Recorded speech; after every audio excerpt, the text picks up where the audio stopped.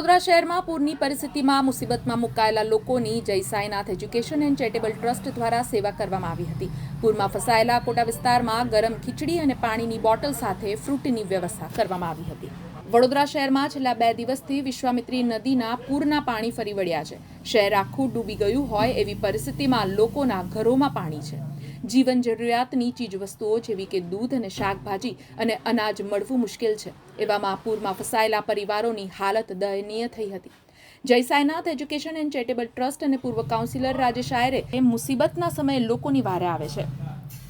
Corona હોય કે પૂરની પરિસ્થિતિ, જય સાઈનાથ એજ્યુકેશન ટ્રસ્ટ અને રાજેશ આયરે દ્વારા લોકોની મદદે આવીને સરાહનીય કાર્ય કરવા તત્પર હોય છે। આજે કોટા વિસ્તારમાં પાણીમાં ફસાયેલા પરિવારો સુધી રાજેશ આયરે ટ્રસ્ટની ટીમ સાથે પહોંચ્યા હતા। જેસીબી મશીન અને ટ્રેક્ટર સાથે પીવાનું પાણી અને ફ્રૂટ તથા ગરમ ખીચડી સાથે પહોંચીને ટીમે જરૂરિયાતમંદ લોકોમાં વિતરણ કર્યું હતું। આ સદકાર્યમાં ઇસ્કોન મંદિર દ્વારા ખીચડી પૂરી પાડવામાં આવી હતી। પૂર્વ સ્થાનિક કાઉન્સિલર ઇમ્તિયાઝભાઈ પણ જોડાયા હતા અને તેમણે રાજેશ આયરે અને શ્રીરંગ આયરે સહિતની ટીમની પ્રશંસા કરી હતી। કુદરતની હોનારત ખતરનાક વડોદરા શહેરમાં અને સમગ્ર ગુજરાતમાં જ્યારે આજે વરસાદ રૂપે વરસી રહી છે ત્યારે આજે અમારા વડોદરા શહેરના તમામ નગરજનો ગંભીર પરિસ્થિતિમાં છે। એમને પીવાના પાણીથી લઈને જમવાનુંથી લઈને દરેક વસ્તુની સમસ્યાઓ ભયંકર ઊભી થઈ છે। ત્યારે વડોદરા શહેરના માજી કોર્પોરેટર રાજેશભાઈ આયરે એમની સમગ્ર ટીમ સાથે ને તીસરી આંખની ટીમ સાથે આજે એમને સુંદર કામગીરી અહીંયા આજુબાજુના વિસ્તારોના તમામ નાગરિકો માટે એમને ખીચડીની વ્યવસ્થા કરી છે, ફ્રૂટની વ્યવસ્થા કરી છે, ક્લીન વોટર પાણીની બોટલો જે આવે છે મિનરલ વોટર્સ એની વ્યવસ્થા કરી છે।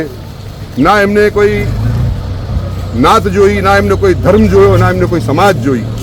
એટલા માટે અમે એમને બિરદાવીએ છીએ કે આવા કામો વર્ષોથી કરે છે અને જ્યારે પણ મેદાનમાં આવે છે તો જય સાઈનાથ કહીને જ મેદાનમાં આવે છે। એટલા માટે અમે ભાઈ એમનો સાઈનાથમાં અમે પણ માનીએ છીએ અને એમનો અમે ખૂબ ખૂબ આભાર આ બાબતમાં માનીએ છીએ। આફત સમયે પ્રજાની સેવાને પરમો ધર્મ માનતા રાજેશ આયરે અને શ્રીરંગ આયરેની ટીમની કામગીરીથી લોકોએ રાહત અનુભવી હતી। સમગ્ર વડોદરા શહેર 40 વર્ષ પછી એવી પરિસ્થિતિ છે કે 2.5 લાખ લોકો પાણીની અંદર છે અને એવા પરિસ્થિતિની અંદર આખું વડોદરા શહેર તંત્ર સામાજિક સંસ્થાઓ બધું થઈ રહી છે। ત્યારે પશ્ચિમ વિસ્તાર તરફથી પણ તમે જુઓ છે કે સાઈનાથ એજ્યુકેશનની સમગ્ર ટીમ અને બધા જ અમારા છોકરાઓ સવારથી શ્રીરંગ છે, રોનક છે, વિનયભાઈ છે, વરજી છે, મિતેશભાઈ છે, કરણભાઈ, અમારા લાલાભાઈ, બધા જ લોકો 50 થી 100 છોકરાઓ આજે દરેક લોકો સેવા પાણીની અંદર અકોટા બ્રિજ હશે કે આજુબાજુના બ્રિજને નીચેનો વિસ્તાર છે। આજે એ જ પ્રકારની આજે આભાર ઇસ્કોન મંદિરના અમારા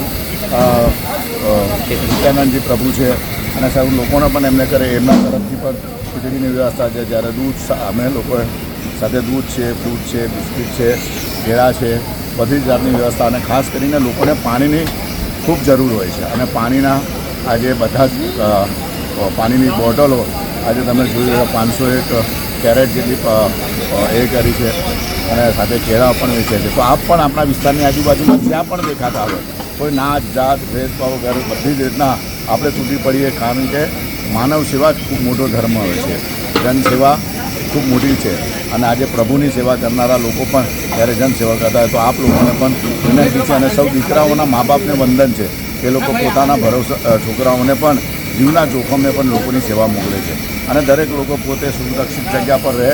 જે પણ જગ્યા છે સરકાર એમના પ્રયત્ન કરે છે, તંત્ર એમની કરે છે, સામાજિક સેવા પણ એમના કરી રહ્યા છે।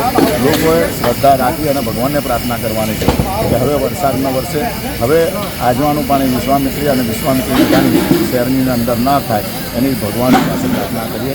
જય સાહેબ। છેલ્લા 2 દિવસથી વડોદરા શહેરમાં જે રીતે અનરાધાર વરસાદ પડી રહ્યો છે અને એના લીધે જે શહેરમાં પૂરની પરિસ્થિતિ ઉપસ્થિત થઈ છે તો એમાં નદી કિનારાના જે લોકો છે એમના ઘરે પાણી આવી ગયા છે અને એમને જમવાની અને પાણીની ને બધી સુવિધા માટે આજે અહીંયા ઇસ્કોન મંદિરથી ખૂબ જ મોટા પ્રમાણમાં રસોડું ચાલુ કરવામાં આવ્યું છે અને તમામ જે નાગરિકો છે જેમને જરૂરિયાતમંદ છે એ બધાને અહીંયા ઇસ્કોન મંદિરથી આ સેવા પૂરી પાડવામાં આવી રહી છે।